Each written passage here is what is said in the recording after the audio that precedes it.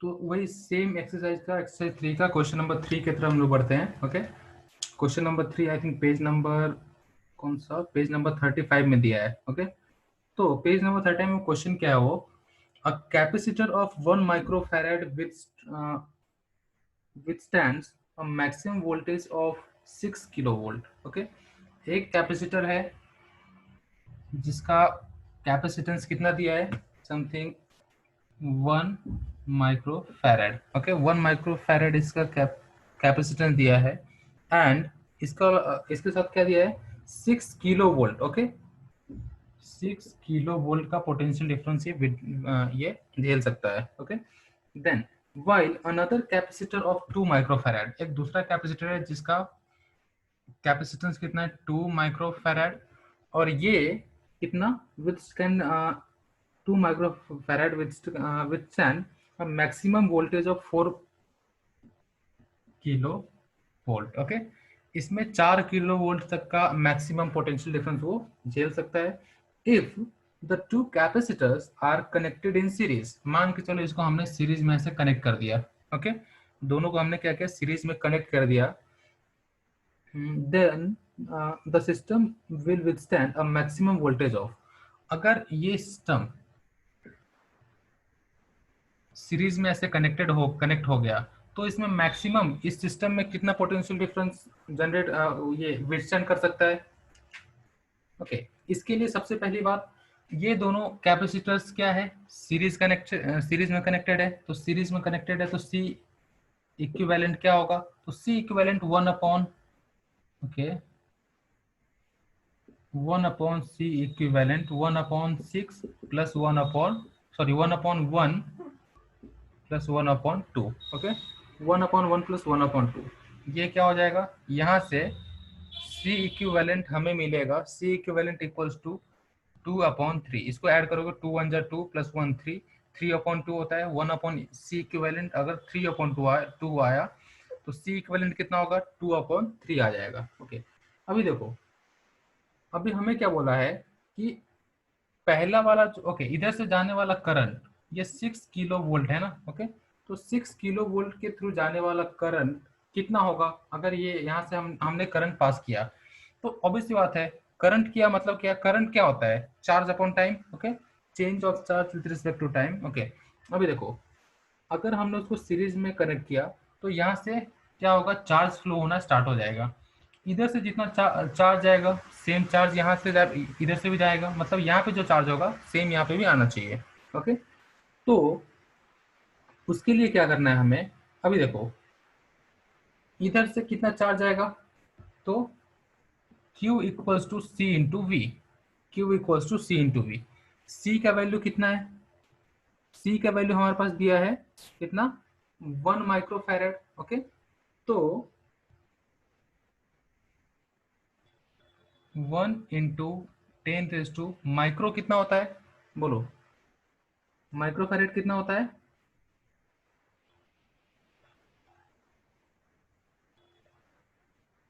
या बोलो, हाँ, तो सी इंटू वी, 1 माइक्रोफैरेड मतलब क्या, 1 इंटू 10⁻⁻6। ओके, और ये तो हमने लिख लिया, फिर इसके बाद v का वैल्यू क्या होगा, इंटू 6 इंटू 10⁻3, तो यहाँ से हमें q का वैल्यू क्या मिलेगा, 6 इंटू 10⁻3। ओके, 6 इंटू 10⁻3 कूलोम, हमें यहाँ से q का वैल्यू मिलने वाला है, और वही इधर से हमें q का वैल्यू क्या मिलेगा, तो यहाँ से मिलेगा 8 इंटू 10⁻3 कूलोम।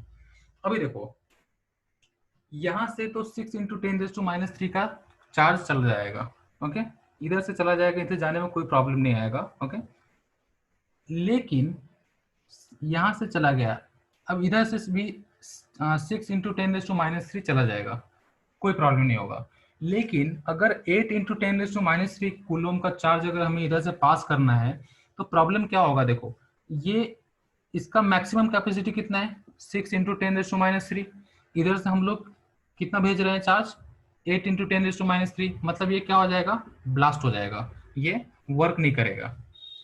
ओके, तो इसके लिए हमें मैक्सिमम करंट कितना रख सकते हैं हम लोग, तो मैक्सिमम करंट हम लोग रख सकते हैं 6 इंटू 10⁻3। ओके, 6 इंटू 10⁻³ कूलोम हम लोग मैक्सिमम करंट रख सकते हैं। अभी देखो ये तो हो गया। अगर मैक्सिमम करंट ये रख सकते हैं और टोटल इक्विवेलेंट हमारा 2/3 है, ओके, तो हमें फाइंड क्या करना है, हमें पोटेंशियल डिफरेंस बेसिकली फाइंड करना है। तो पोटेंशियल डिफरेंस कितना होगा, तो हमें V equals to C upon C नहीं Q upon C, Q upon C, okay. अभी Q कितना है, तो Q है तुम्हारा 6 इंटू 10⁻³ कूलोम, और कैपेसिटी और ये C इक्विवेलेंट कितना है 2/3 माइक्रो कूलोम, माइक्रो फैराड है ये। माइक्रो मतलब क्या, 10⁻⁶। तो फाइनली यहां से अगर आप कैलकुलेट करोगे तो V का वैल्यू कितना आया, V मतलब क्या, पोटेंशियल डिफरेंस का वैल्यू कितना आया, तो इसके अलावा पोटेंशियल आएगा आपका, अगर आप इसको कैलकुलेट करते हो तो 3 2 6, okay 6 18/2 9 into 10⁻³ volt, okay. 9 into 10⁻³ volt, 10⁻³ मतलब क्या होता है, किलो, ओके। तो मैं क्या बोल सकता हूँ, V इक्वल्स टू, मैं यहां से क्या बोल सकता हूं कि V इक्वल्स टू क्या मिलेगा, तो V equals to 9 kilo volt. तो फाइनली आपका पोटेंशियल डिफरेंस कितना होना चाहिए, वो जो जिसके वजह जो ये विथस्टैंड कर सके, तो वो होता है 9 किलो वोल्ट, ओके। समझ में आया, बोलो।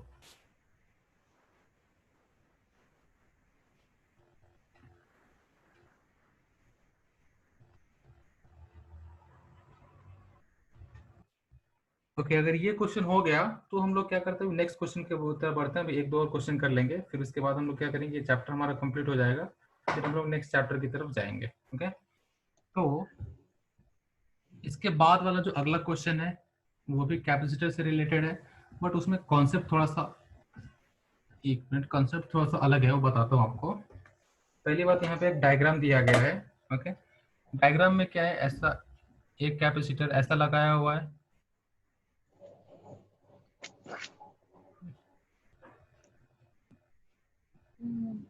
इस तरह से कुछ, यहाँ पे ए, यहाँ पे बी, यहाँ पे सी, ओके। इसका कैपेसिटेंस C1, इसका कैपेसिटेंस C2, इसका कैपेसिटेंस C3। इस तरह से यहाँ पे 3 कैपेसिटर दिए हुए हैं और इस पॉइंट का नाम उन्होंने O दे दिया है, ओके। और क्वेश्चन क्या है, 3 अनचार्ज्ड कैपेसिटर्स ऑफ कैपेसिटीज कितना C1, C2 and C3 are connected to one another as shown in figure. जैसे ये 1 2 3 तीनों एक दूसरे से कनेक्टेड है, जैसे डायग्राम में शो किया है, ओके।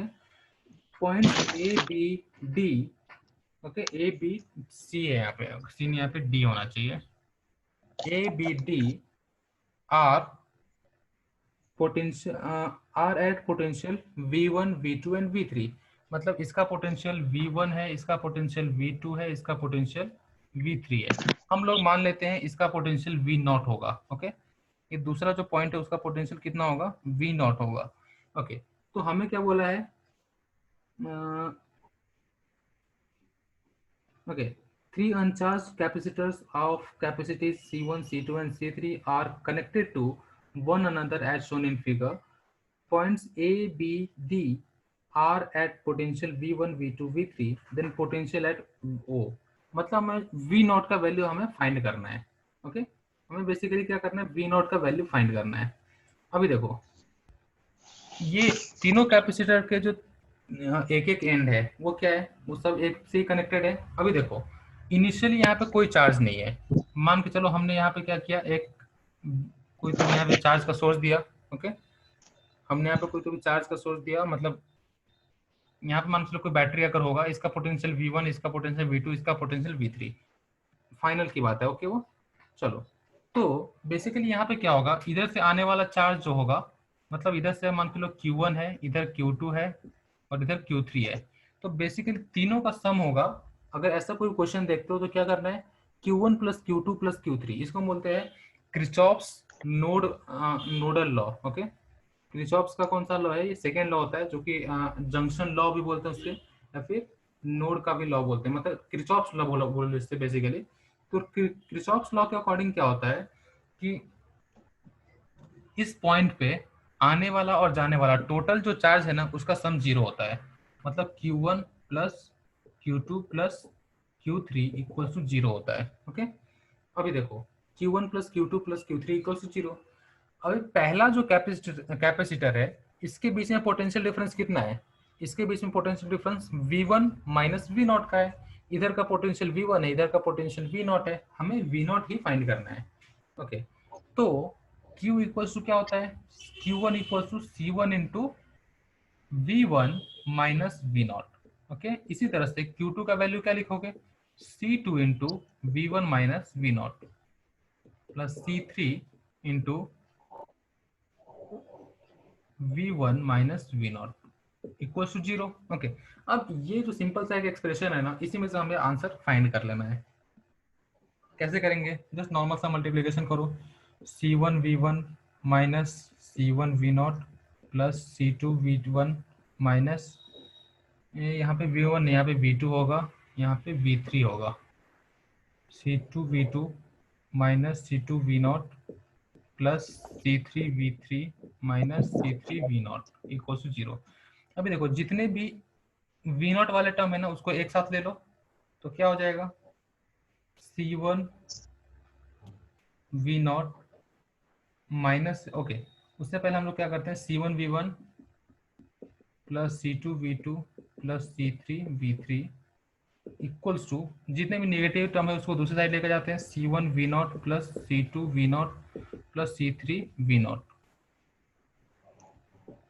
ओके, अभी देखो, अभी हम लोग क्या करेंगे? वी नॉट यहाँ से कॉमन निकालेंगे, तो V naught into C1 plus C2 plus C3 equals to C1 V1 plus C2 V2 plus C3 V3।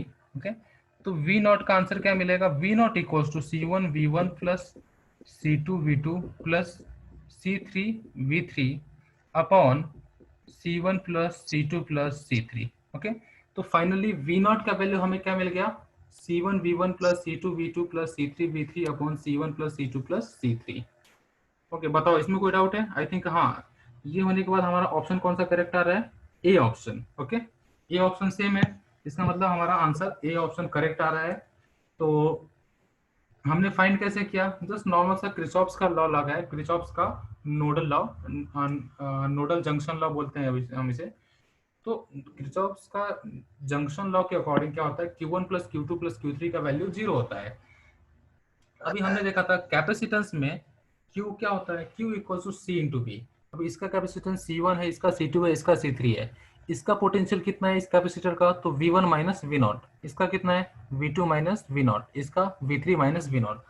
तो V के जगह पे हम लोग सब वैल्यू डाला और C1 C2 C3। यहाँ से क्या किया हमने? जस्ट नॉर्मल सा को सिंप्लीफिकेशन किया और इसको इधर ट्रांसफर वगैरह किया, तो V naught into C1 plus C2 plus C3 equals to C1 into V1 plus C2 into V2 plus C3 into V3। इस अकॉर्डिंग क्या करके हमने क्या किया? इस अकॉर्डिंग फटाक से हमने इसका जो वैल्यू था, मतलब V नॉट का वैल्यू, वो यहाँ से कैलकुलेट कर लिया। ओके, तो पांचवा क्वेश्चन क्या है? A parallel plate capacitor of area A. Okay, एक पैरेलल प्लेट कैपेसिटर है जिसका एरिया ए है, सेपरेटेड बाय डी, जिसके बीच का सेपरेशन कितना है? डी है। filled with two dielectrics as shown in figure is, what is the capacitance of the arrangement? Okay, मान समथिंग आपको डायग्राम कुछ ऐसा दिया है, एक ये कैपेसिटर है। ओके, एक मिनट, ये आपके पास यहाँ पे कैपेसिटर दिया हुआ है, तो हमें क्या करना है? इसमें डिफरेंट डिफरेंट जो भी जैसा डायग्राम दिया है, मैं पहले वो ड्रॉ कर देता हूँ।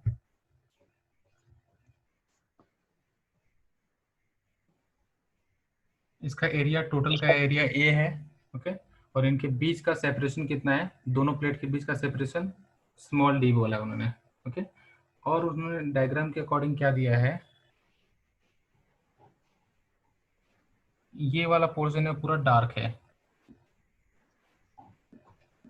जिसका कैपेसिटेंस के है, और इसका आधा जो पोर्शन है उसको डार्क किया है इन्होंने।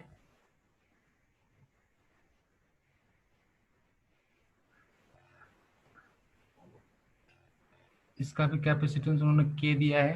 ओके, और ये जो है तुम्हारा डिस्टेंस, ये डी बाई टू है, और इतना जो एरिया है ये ए बाई टू है, और इतना area small A by two. Okay, अभी इसके बीच का जो डिस्टेंस है वो आपका डी दिया है यहाँ पे। ओके, टोटल इतना ही गिवन है डायग्राम में। और हमें क्या बोला है कि ये जो अरेंजमेंट है ना, इस अरेंजमेंट का हमें कैपेसिटेंस फाइंड करना है, इसका जो रिजल्टेंट कैपेसिटेंस है वो हमें कैलकुलेट करना है। अभी देखो, इसको कैलकुलेट करने का तरीका क्या होगा। अब इसके वजह से डिफरेंट कैपेसिटेंस, यहाँ पर एयर है मीडियम, तो एयर की वजह से दूसरा कैपेसिटेंस होगा, इसके वजह से दूसरा होगा, इसकी वजह से दूसरा होगा। तो मान के चलो इसके वजह से C1, इसके वजह से C2 और इसके वजह से C3, तीन कैपेसिटेंस होगा। जैसे कि हमें बताया गया है C1, okay, C1 equals to क्या होता है, तो C1 इक्वल्स टू ए, ये देखो C1 is better, C equals to क्या होता है, A epsilon naught upon D. Okay, A epsilon naught upon D होता है सी का वैल्यू। तो अगर मैं पहला वाला कैपेसिटेंस फाइंड करूँ C1 क्या होगा, तो C1 होगा, ओके, C1 C2 C3 हम लोग क्यों फाइंड कर रहे हैं वो देखो। पहली बात ये देखो, C1 और C2, ये C1 है और ये C2 है। C1 और C2 क्या है, C1 और C2 एक दूसरे से पैरेलली कनेक्टेड है, और ये एज अ होल ये टोटल इसके साथ सीरीज में कनेक्टेड है। ओके सॉरी, ये दोनों सीरीज में कनेक्टेड है और ये क्या है, पैरेलल में कनेक्टेड है। ओके, मतलब ये दोनों पैरेलल कनेक्टेड है और ये दोनों सीरीज में कनेक्टेड है। तो इसलिए हम लोग क्या करेंगे, C1 फाइंड करेंगे। C1 का एरिया कितना है, A/2 लिख दिया हमने, इनटू एप्सिलॉन नॉट अपॉन इसका ये देखो, ये अगर D/2 है तो ये कितना होगा, ये भी D/2 होगा, अपॉन D/2। ओके, अभी नीचे यहाँ पे क्या दिया है, ये तो हमने फाइंड किया C1 का वैल्यू। यहाँ पे के, इसका कुछ ये कैपेसिटी डाइलेक्ट्रिक कांस्टेंट दिया है क्या हमारे पास, नहीं दिया है, तो इसलिए यहाँ पे के नहीं मल्टीप्लाई करेंगे। अगर दिया होता तो हम लोग के से क्या करते, मल्टीप्लाई करते D/2। तो फाइनली C1 का वैल्यू क्या होगा, ये 2 से 2 कैंसिल हो जाएगा, ए एप्सिलॉन नॉट अपॉन डी। इसी तरह से हम C2 का वैल्यू फाइंड करेंगे। C2 क्या होता है, तो C2 का भी एरिया हाफ है, A/2 into epsilon naught upon D/2। 2 से 2 कैंसिल, फाइन, ओके, इंटू के यहाँ पे नीचे में अपॉन के क्यों कर रहा हूँ, क्योंकि यहाँ पे कैपेसिटेंस हमें क्या दिया, ओके, इंटू नहीं, डिवाइड नहीं करना, हमें मल्टीप्लाई करना है। आपको याद होगा मैंने क्या बताया था कि डाइलेक्ट्रिक लगाने से कैपेसिटेंस के टाइम्स इंक्रीज हो जाता है, तो यहाँ पे के इसलिए मैंने मल्टीप्लाई कर दिया। ओके, तो फाइनली यहाँ से क्या मिलेगा, के ए epsilon naught upon D. Okay, चलो इसके बाद बाकी का जो आधा जो बाकी बचा हुआ है उसका हमें कैपेसिटेंस निकालना है। तो C3 यहाँ से हम लोग कैलकुलेट करेंगे। C3 क्या होगा, के इंटू एरिया, फिर से A/2 ही है, इंटू एप्सिलॉन नॉट अपॉन ये टोटल डिस्टेंस कितना है, टोटल डिस्टेंस यहाँ पे D है, तो यहाँ पे D/2 नहीं होगा, यहाँ पे D ही रहेगा। तो फाइनली हमें क्या मिल रहा है, के ए epsilon naught upon 2D। Okay, तो C1 C2 C3 तीनों का कैपेसिटेंस हमें मिल गया। अभी हमें क्या करना है, हमें इक्विवेलेंट कैपेसिटेंस निकालना है। इस जो भी अरेंजमेंट है इसका टोटल कैपेसिटेंस हमें निकालना है। ओके, अभी देखो, जैसे कि मैंने बताया ये और ये दोनों क्या है, तो ये दोनों सीरीज में कनेक्टेड है और ये इसके साथ पैरेलल में है। तो सीरीज, तो C इक्विवेलेंट क्या होगा, तो इन दोनों का पहले सीरीज में C इक्विवेलेंट 1, मैं इसको 1 बोल देता हूँ, इन दोनों का जो इक्विवेलेंट निकालना है इससे हम लोग 1 बोल देते हैं। तो 1/C1 प्लस 1/C2, तो फाइनली 1/C1 प्लस 1/C2 क्या होगा, तो आप देख सकते हो यहाँ से C1 क्या है, ये मतलब D upon A epsilon not plus D upon के ए एप्सिलॉन नॉट। ओके, तो फाइनली यहाँ से आप देखोगे तो C इक्विवेलेंट, ओके, ये लिख लिया सबने। Yes sir.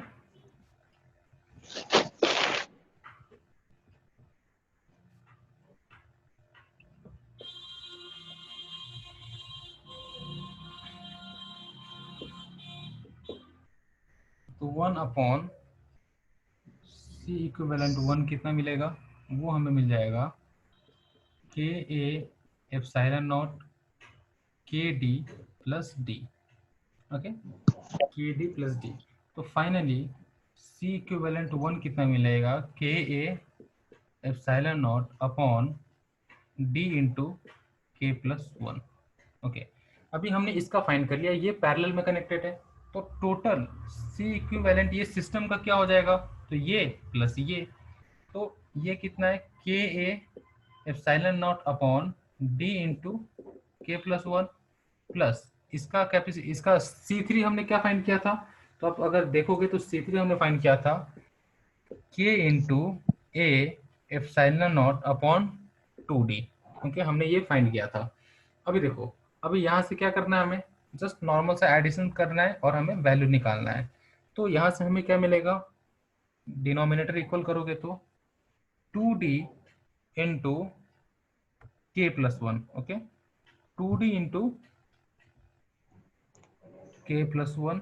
ओके, और ऊपर में क्या होगा, ये यहाँ पे 2 है तो यहाँ पे 2 मल्टीप्लाई हो जाएगा, तो फाइनली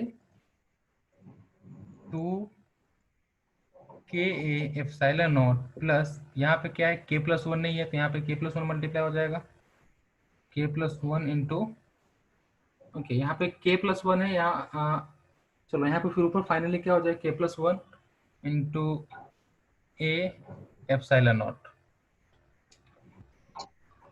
ओके, सो ये बराबर करेक्ट है ना ये,